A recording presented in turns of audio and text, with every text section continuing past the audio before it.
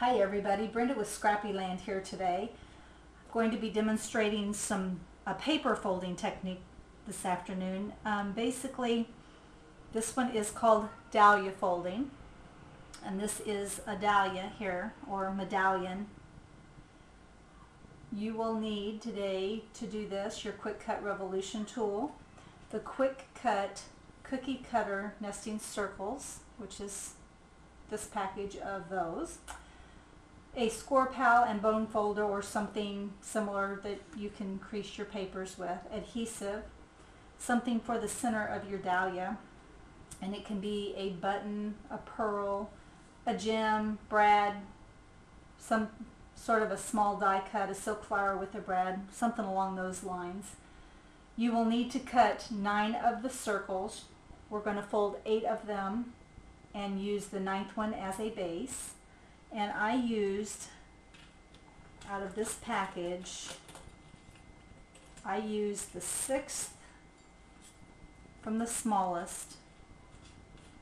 This is one of the biggest sets I have ever seen all at once. And let's see, 1, 2, 3, 4, 5. That's the one I used today out of the package there. That is a great set of cookie cutter nesting circles there, lots of sizes. Couple things to tell you about. The bigger the circle that you're using as far as the cut, the bigger the dahlia will be. The smaller, of course, the smaller the dahlia will be. However, the smaller the circle that you're using, the harder it is to fold. And one other thing, you want to make your folds today very precise and very crisp, and again, that's why we use paper and not cardstock. And for my purposes, I'm using a printed on one side and white on the other, and I'm going to write as I go so that you can see the folds that I'm making. Okay, the first fold that we're going to do is just fold it in half, and I have done a little bit of the prep on this. I'm going to take a marker and actually mark where I'm folding. So there's my first one. Hint number 2 on this: when you've got it folded this way, go ahead and fold it in half again so you have it quartered perfectly, and that way when you open it up you can bone fold it both ways. And then I'm marking it. You guys don't have to mark this. I'm doing this just to show you the cuts or the folds that I'm making. So I folded it this way, and then I have folded it this way. Okay, so we have 2 folds so far. The third fold you're going to make is on the diagonal across here, and I'm going to mark it first for you, and then I'm going to fold it so that you can actually see my fold. So there's the mark. Whoops, I've got a really bad glare in here that you can't see these. I went from the X here to the X here, and I'm folding it in. So that is the third fold. And then I'm going to do the same thing with one more.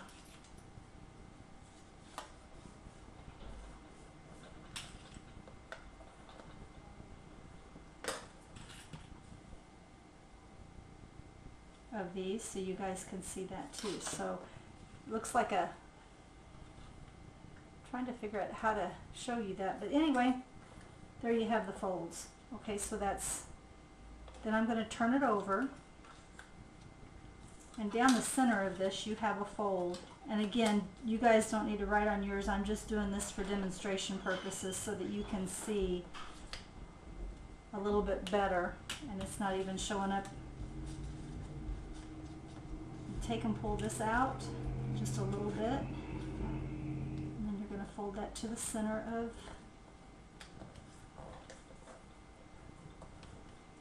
So there is your next fold. Basically, I have this. I flipped it over and I pulled this in to half, and then I'm going to fold the other side in as well, so that the two pieces meet in the center.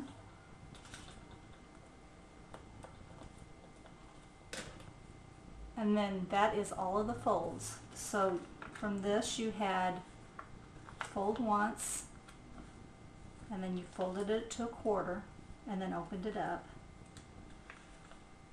We folded from the crossroads here, folded one side, met in the middle to the other side, flipped it. We're folding this one to the center. I'll turn that around for you. We folded that to the center, and then this one to the center. And that is 100% of the folds. Now, you guys can also do it just backwards from what I just did and fold the colors inwards so that you have a totally different look there.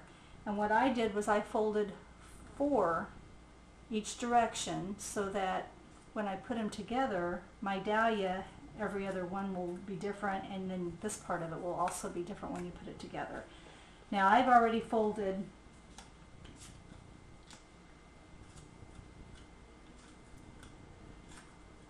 8 of these, and I did 4 each way, and I told you you needed 1 for the base, which I have here. You need some adhesive.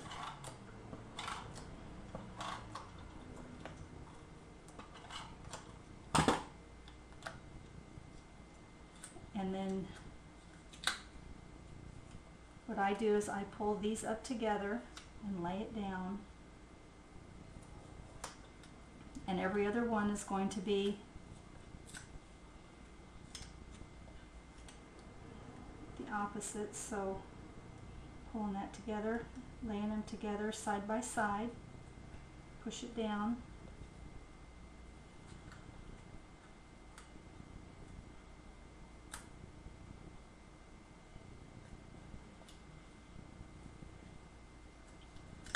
Basically, I'm laying them side by side with the tops meeting here, and I'm alternating my colors because I have folded half of them with the color in and half of them with the color out.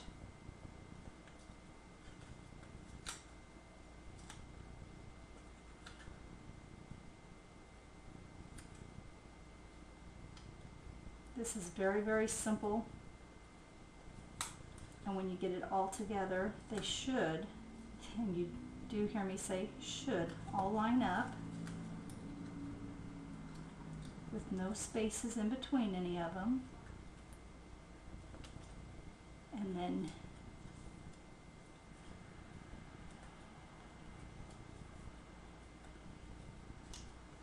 when you lay them down, there you have the dahlia then. Very, very simple to put together. It takes just a few minutes, and then when you get that all put together, punch a hole in the center, slip your brad or your die, or lay your brad or your die cut in there and fold it out, and there you have a dahlia ready for your card or layout.